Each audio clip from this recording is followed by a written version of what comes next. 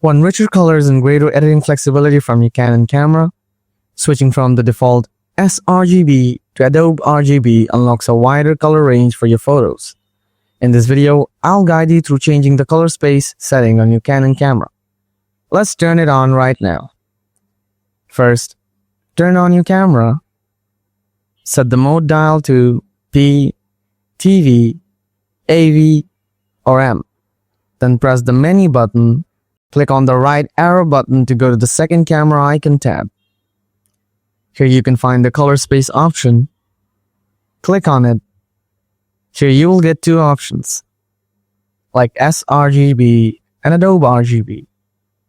So on your Canon camera, sRGB will be selected as the default. Now just select Adobe RGB. After selecting, press the Set button to save it. And your Adobe RGB is enabled. Adobe RGB is better for professional photo editing and printing. And that's it. This is how you enable Adobe RGB on your Canon camera. I hope you found this video helpful. If you did, please give it a like. And if you have any questions, drop them in the comments below. Thanks for watching, and I'll see you in the next video. Until then, stay tuned, and goodbye for now.